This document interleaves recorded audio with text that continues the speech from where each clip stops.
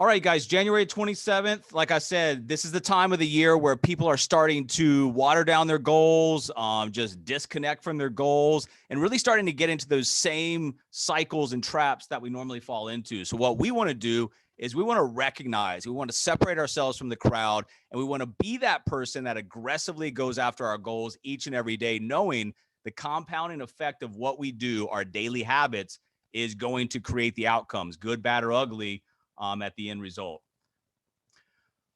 One day at a time, and that's really what you want to look at. This business is going to be a series of days, a series of weeks, a series of months, and not all those days, weeks, or months are going to be great. Some of them are going to be good, some of them are going to be bad, but you need to realize that you can control what you can control, which is your activity, your attitude, things like that.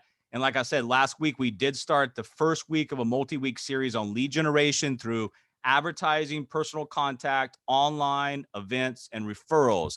So we're going to continue on that. I would highly recommend that if you haven't seen that, go back to it. It's just a list of things to get your mind thinking about as a business owner. How do I create leads? Remember, one thing has to be said, guys, and I've seen people come into a business and they've been really good at certain things and really bad at other things. And if they don't improve on the things they need to improve on, their business is going to fall flat and they're not going to find the results they're looking for. If you are good at lead creation and you are terrible at follow-up, you are leaking thousands of dollars. You're leaving growth on the table, money on the table. So understand that if you get good at one side of it and then you add the other side, you have a nice flow. And from that avalanche of leads that you've created, you have trickles coming in as your business gets older and more mature. So never forget the importance of the follow-up. When we talk about it, can separate a half or a $50,000 earner from a $500,000 earner. You've got to have a blueprint for success. And that's what we talk about. Going into each day, each week, you need to know what you're trying to do, what your target or objectives are, what you're trying to accomplish, and what you're looking for as the end result for that time investment. Remember, you need to look at your virtual business as if you had a brick and mortar business. And that's the easiest way to kind of visualize what's going on. At the end of the day, who came in my business, who looked around, who asked questions, who did I start conversations with, and was it a packed house or was there basically almost nobody in there? And that's the easiest way, like I said, for me to evaluate what's going on is my traffic. Who's watching videos, who am I talking to, who's on my calendar, because if nothing's happening, nothing is going to happen. Your game plan, and that's what we've been talking about. Your game plan has to start on the offense. You're not playing defense here. You have to be aggressive and you have to go after this.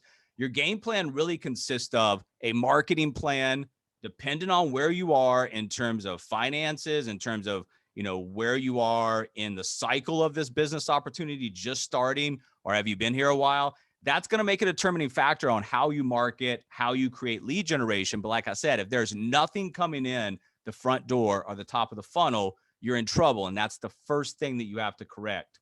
You need to challenge yourself. And I will promise you that if you challenge yourself a little bit every day to get better at what you're trying to do, then things will improve. But if you get in that natural cycle or trap of just continuing to do the things that you're comfortable doing and you never break outside that comfort zone, then the quality of the leads as well as the quantity of the leads is going to suffer.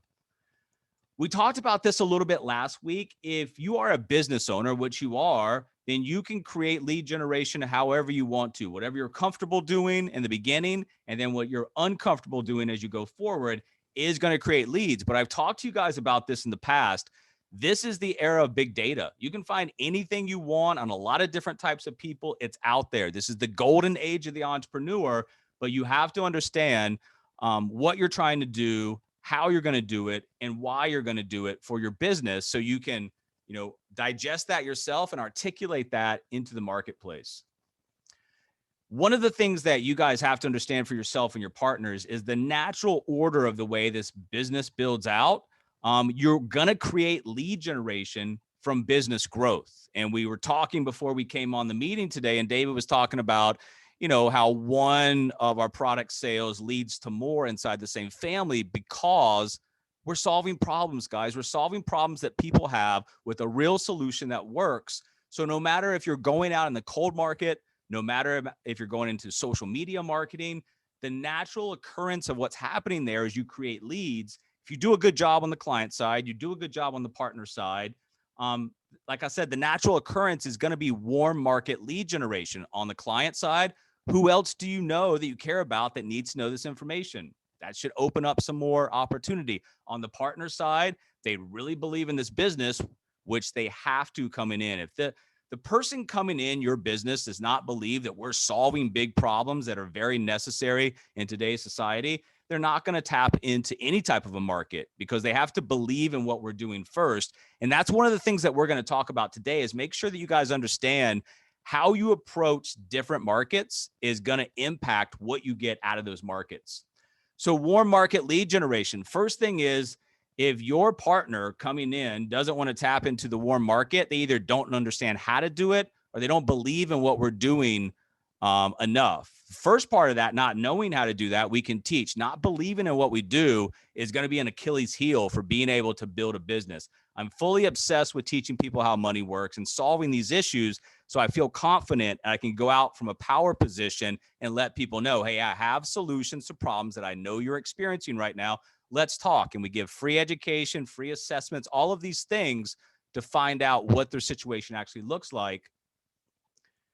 Your warm market, and this could be, we're going to talk a little bit about this, but as far as what the warm market is, I really started just in my contacts, just pulling people up. And I didn't go through there. I didn't try to sell them something. I didn't try to recruit them into a business.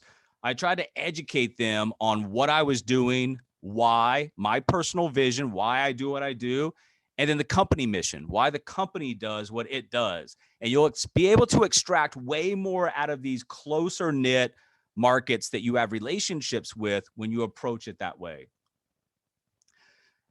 Outside the realm of the warm market, you have the common market. And really, guys, if you have something that you believe in and you're passionate about it, all you really need is 60, 120 seconds to have a loose commonality or a bridge to connect with somebody. And once again, not to sell them anything, not to recruit them into anything, but to explain why we're doing what we do on a personal level as well as on a company level. This works, guys, even if you went to school with somebody, played on a sports team, occupation, military, whatever it is. This common market is the largest part of one's natural market they really don't even know exist. And then once you're in the common market, you have that bridge of connection. It's going to buy you a minute, maybe 2 minutes. People like them or like people who are like them in some way, even if it's not, a huge connection. That loose connection, that bridge of connection will buy you about 2 minutes. Now, what you need to understand is within that 2 minutes, you need to clearly be able to articulate in a concise way why you're doing what you do and why you're reaching out to them. Mission-based, guys. That's very important. And that's the why. And we talked about this a couple of times already. Why does the company or the organization do what it does? Its mission. What are we trying to do? And then on your personal side, your personal vision, why are you doing this? Why did you connect with the mission of the company? And why do you do this on a daily basis? It's very, very easy to understand why we do what we do. We've got financial services, but when you look at society as a whole, why do we do what we do? Well, people have financial problems. Our company helps solve those financial problems.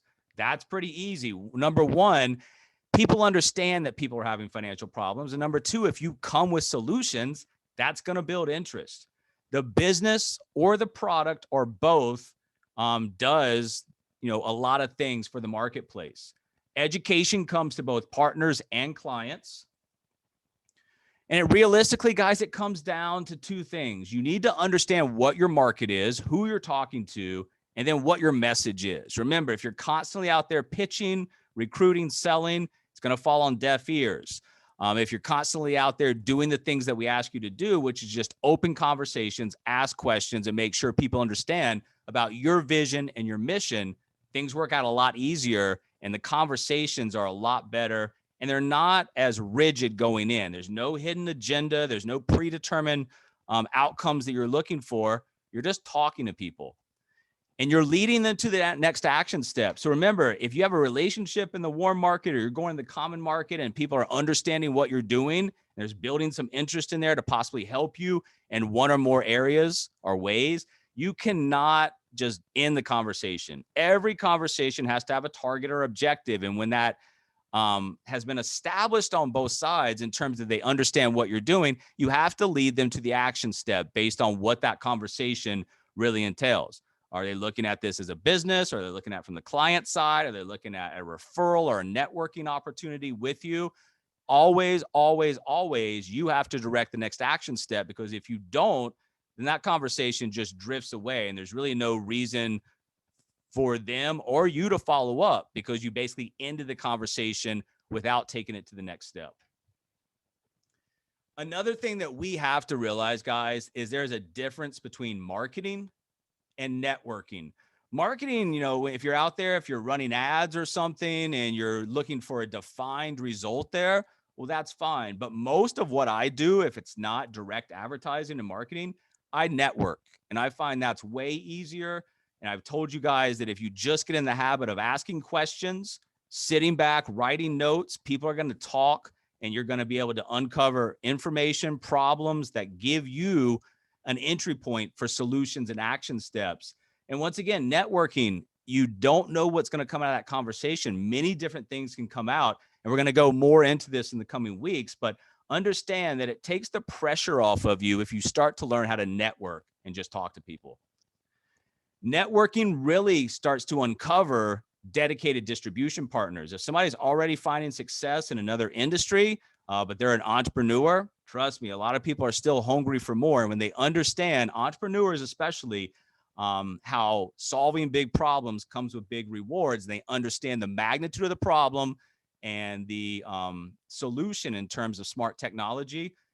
It's an excellent way to go out there and find those dedicated distribution partners, which will help you, build and manage sales teams. One of the ways that you do that is get outside your comfort zone. So don't talk to people underneath you.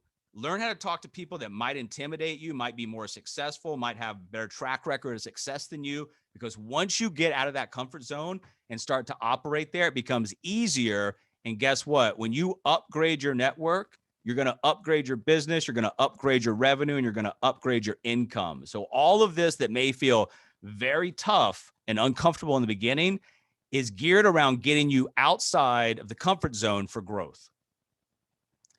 And why do we want to talk to more successful people? Well, because the possibilities are greater with more successful people. Yes, we have opportunities and we talk to all types of people. But like I said, if you start to upgrade your network, you start to get out of that comfort zone and learn how to talk to successful people, the possibilities are greater for greater outcomes. Always go into calls, appointments, meetings, whatever it might be, with a good, positive attitude, as well as expecting some type of a good, positive outcome, not a specific outcome, just that we're going to extract value out of this conversation.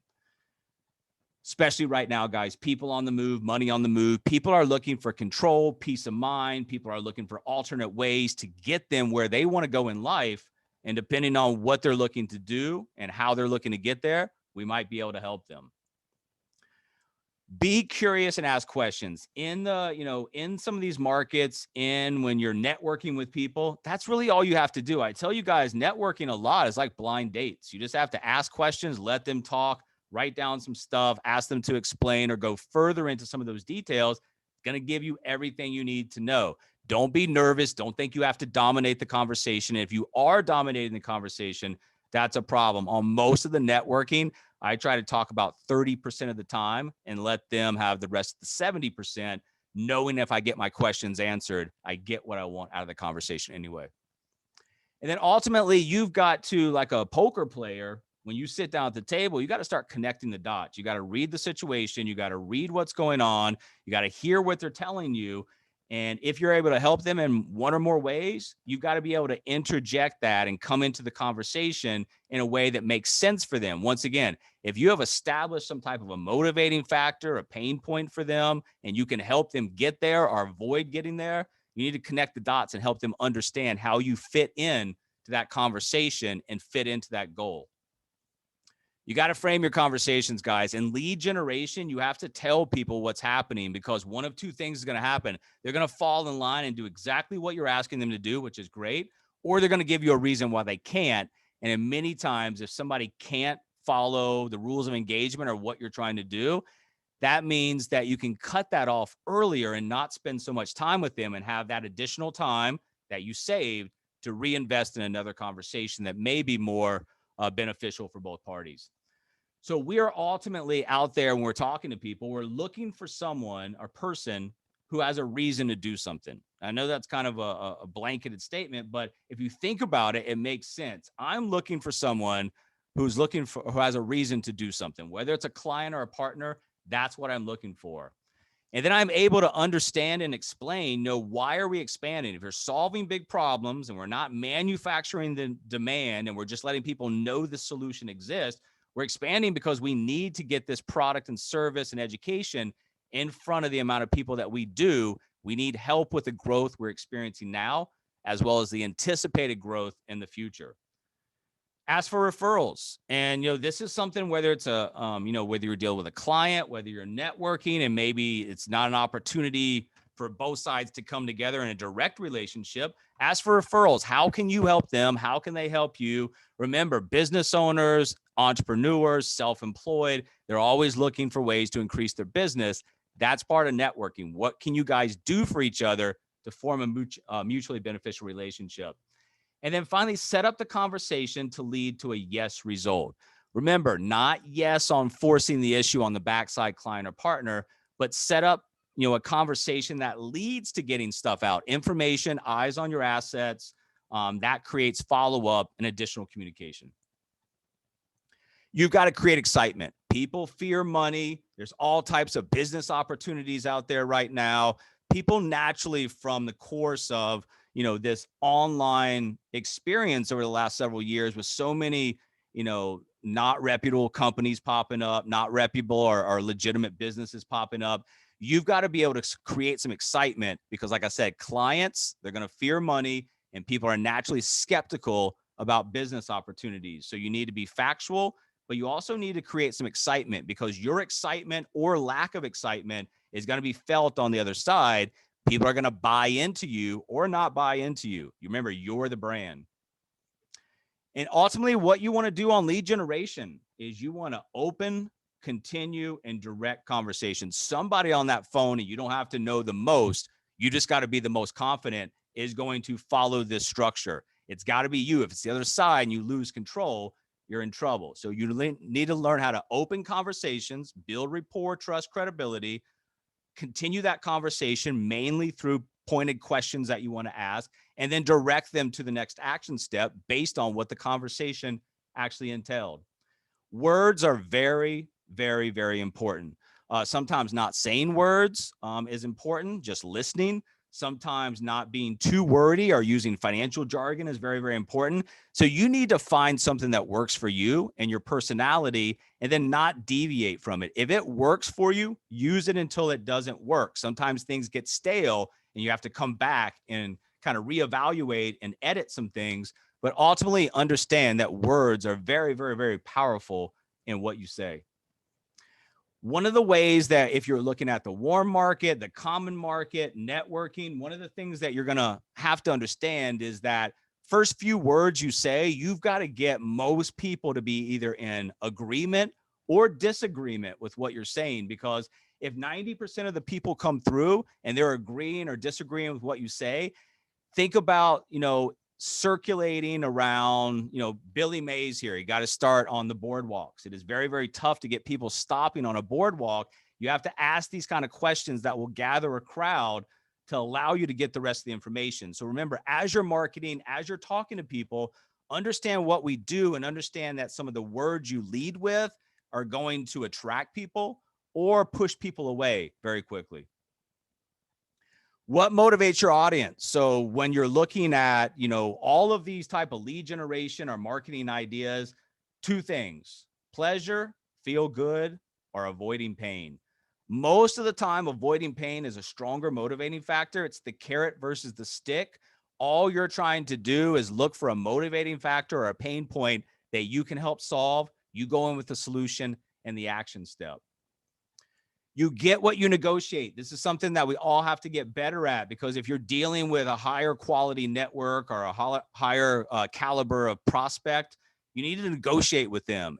And that's a very, very simple skill set that you can practice each day in your daily life and get better and better and better at. Ultimately, you're trying to come up with a proposition. Hey, if I can show you a way, or how would you like to, basically knowing exactly what to expect. And then on the backside, not having to worry about blank. So you're fitting negotiations into your conversations. If I can show you a way, will you? If I can do this, will you do that? Just a back and forth ping pong game, because once you've got that confirmation from the other side, it's a lot easier to direct them towards the action step. Ultimately, no matter what market you're using, it's a very simple process. This is what your business looks like. You've got marketing, you've got lead generation that forms leads that go into some type of CRM that you have so you stay organized, and that creates outcomes. Yes, no, good, bad, ugly, whatever it might be, it doesn't matter. The manufacturing of taking this like a factory, raw materials, leads, then through the back end, we create outcomes. A lot easier to take the emotion out of what you need to do to build this business.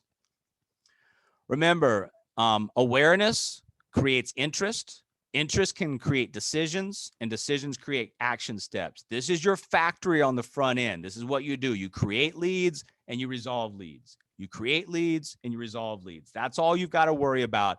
All the rest of the stuff, you get a lot of help with. The one thing that we cannot help you do is learn how to open conversations. And then as you go forward and you're building your business, guys, benchmark successes and failures. Find out where your leads and your customers are coming from. Where do they come from? How do they come from? Why do they get to you? And what was the outcome? If you go to some spot continuously that's not producing anything, that's not a good use of your time. Sometimes you can make very small changes. Alana made a very small change in her LinkedIn keywords, and she's got so many calendar appointments coming through that, she'll be busy for the next number of days just on that one message campaign. So understand where your customers are coming from. And then the good ones, or the good partners, go back to that same type of environment to extract more of the same type of person. Your online marketing, it's going to be a step that you take. Each step, your vision and your personal development strategy, your personal branding and your target market strategy, your monetization strategy. How are you going to make money? Content creation and content marketing strategy, follow-up and engagement strategy, traffic strategy. This is the 6 pillars of your online marketing business. If you have no idea what some of this stuff says or what it means or how to implement that, it's not a big deal. We're not asking you to do this stuff, but we're giving you outlines and roadmaps how to build your business in different segments that you can concentrate on what you know now and grow into the other things. Ultimately, it's 3 phases that you go through. Number 1, social media networking, prospecting, just learning how to talk to people, open, continue direct conversations. Once you get good at that, personal branding and content marketing. If you're putting out valuable content that people want to read, it does a lot of things for you. It builds up a level of expertise. It also builds a level of trust and credibility, because when people search you out, there's things they can find that put you in a positive light. And then finally, once you understand who you're talking to, how you're branding yourself, the easiest part of this is just taking that and moving it to paid advertising to scale. And once you start to get paid advertisement, then you know all your numbers, cost of acquisition, return on investment, what a client's worth, all of these things. And it's very easy to start making data-driven decisions instead of emotional ones. You do not want to build your business entirely on outbound marketing. If you're constantly having to manufacture the demand to get things out and create follow-up, in the beginning, a lot of us have to do that, and that's fine. You get your business off the ground however you can, but ultimately, what you want to learn, educate, and move to is inbound marketing. Those people who've already been exposed to some type of information, that have some general interest, that actually want to talk to you. Like I said, in the beginning, it's probably going to be some outbound mostly, but you need to create inbound marketing for yourself, because the pathway of doing outbound marketing for months and then what turns into years, it's a very daunting task. And it feels like there's a lot of weight on your shoulders. When you're talking to people who have interest in what you're doing, this business becomes a lot easier. This is how you create inbound marketing. Now, we're going to go through some of this stuff in the next weeks, but once again, if you're brand new or you really don't have a lot of online marketing experience or knowledge, You want to start with what you know and then use some time each week to educate yourself on how to move into some of these other things. And then paid marketing. Guys, once you understand your market, your message, how to reach those people, what to say, all of these things, once you get into paid marketing, you can actually create a lead generation hub, which is going to attract some people into your marketplace. Remember, all of this stuff is not going to happen overnight, but I guarantee it will never happen unless you start making baby steps towards some of the things that we ask you to do. And then social media can expand your business by being authentic and real. And when you go out there, yes, you want to provide some education, you want to provide some entertainment for people, and you don't want to be that person that's constantly pitching, selling, recruiting, etc. But you want to be real and authentic. As people buy into you and they check you out, there's an attraction to that person. Oh, I want to talk to that person. I want to talk to him or her more about what they're doing, versus when they look you up and everything that you have online is negative, it's political, it's religious. People get turned away from that. Understand your profile online is a big deal. Before, back in the day when we were meeting people, all of these things were necessary for, the business presentation, what I come looking like, how I talk. But when you look at the virtual world, it's what you say, how you say it, understanding your business assets, command of simple technology, and organization and presentation. In the virtual world, you can do these things to stand out. If you fail on some of these things, especially if you're coming out as a technology company, then people aren't going to buy into you as a technology company if you don't have command of simple technology. So understand what you need to do to look good online and make that good first impression. Your brand. And this is one of the most important things that we can teach about being online. You have to have a focus. You have to be genuine, not fake. You have to tell a story that's real and authentic. You have to be consistent. You have to be ready and willing to fail. Sometimes, things don't work out. If you're just going to give up because one thing didn't work out, well, guess what? The person behind you who's going to push through that is going to find more success than you. Create positive impacts, guys, especially in today's society. You want to be a positive person. Follow successful examples. Who's doing well online? What are they doing? Mimic them. Live your brand. And then, user-generated content. Let other people help tell your story. And most of all, guys, don't look at online marketing branding as a job. Have fun with it. Inbound methodology. This is very, very important. It's a 3-step process. You got to attract, engage, and delight. The attract stage. This is education, entertainment. This is facts, tips, how to. You got to have an emotional connection that really helps to attract somebody into wanting to see more of what you do. Now, the engage stage. This is content that helps them solve the problem. We have a lot of solutions. You have to package this up in an elementary kindergarten way that creates some interest from their side. Videos, articles, memes, interview, classes, webinars, access to products, call to actions. This is the engagement stage. And then finally, the delight stage. This is content that helps them connect or entertain. This is building loyalty, driving retention, keeping them in your audience fold. If you don't know what to post, don't have any idea what people want to see, once again, you can look all this stuff up. You can create a calendar for yourself. And this is not supposed to be overwhelming or a daunting task. It's supposed to be something that you start and you grow into and you eventually master and you can teach other people. You need to understand as you're out there, whether it's, warm market, common market, if you're networking, understand where your audience spends time and make sure that the stuff that you're posting or the stuff that you're sending, if I'm pulling it up on a mobile phone, that it's not all over the place, because once again, organization, presentation, these are very, very important in an online and digital world. 75 to 90% of what you post, whether it's a paid advertisement, organically placed, whatever it might be, is going to be attributed to the images you use. Scrolling through a lot of these things like Facebook and LinkedIn, and all of these other digital platforms, you've got to have something that stands out, it's colorful, it attracts somebody to stop for at least a couple seconds to read a little bit more about what you've actually posted. So images, we're a visual society, understand the importance of that when you're out there marketing, whether it's paid, organic, or just placing post. Once again, if you have no idea about online marketing, digital branding, any of this stuff, you don't have to. You can grow into that. Simple things like email, LinkedIn. We've got some great sites that are already replicated for you to put out and use. So understand, you don't have to be an online digital master and expert, but you do need to start with what you have, get some help, and grow into these other areas so your business can also grow appropriately as well. When you are emailing, I see too many people that like pick up a list and like blast out a cold email one time and expect that to get results.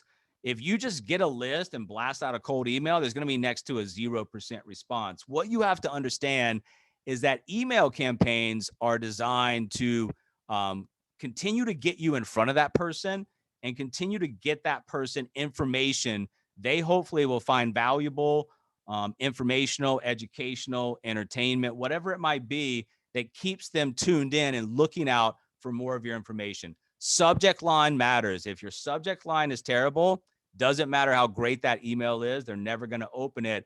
If you subscribe to a couple of people and start getting some, email campaigns from them, you can start to judge and evaluate other people's subject lines and learn from what you yourself open versus what you don't.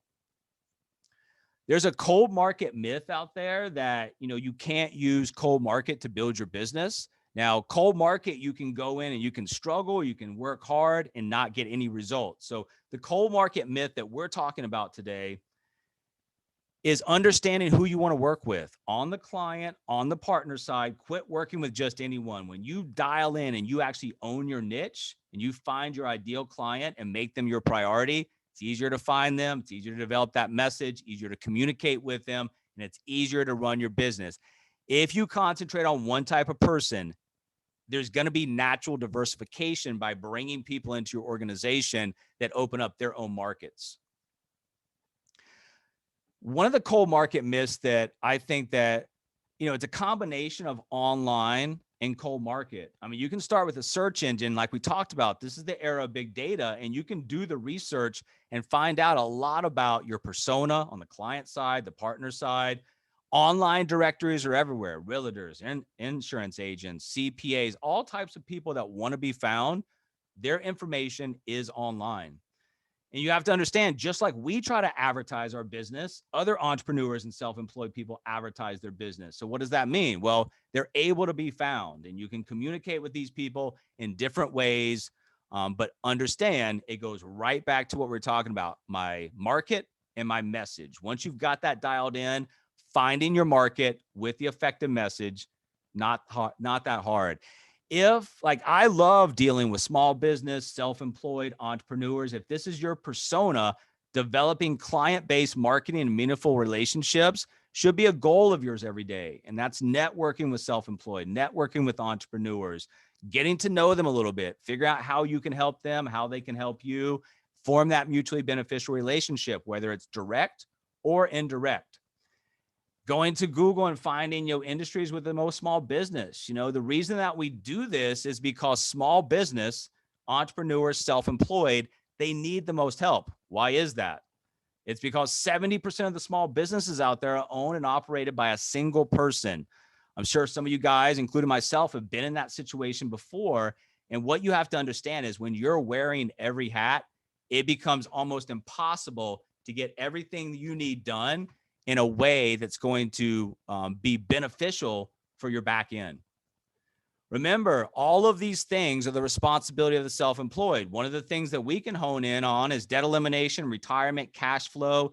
This is, very, very, very important for the self-employed because they don't have somebody behind them organizing all this for them, taking care, matching, setting this stuff up. You come in with solutions for the self-employed small business entrepreneur, specialize that, talk their language, and watch what happens. At the end of the day, guys, if you're in any market, all I want you to understand is don't get emotional to the outcomes. If you control what you can control, which is your activity and your attitude, the rest of it's just a roll of the dice. I'm just throwing it out there, meeting people, networking people, talking to people, and some of those will end up, 45-second conversations. Some of them can go 12, 15 minutes. Some of them can return absolutely nothing. Some of them can return great things for your business.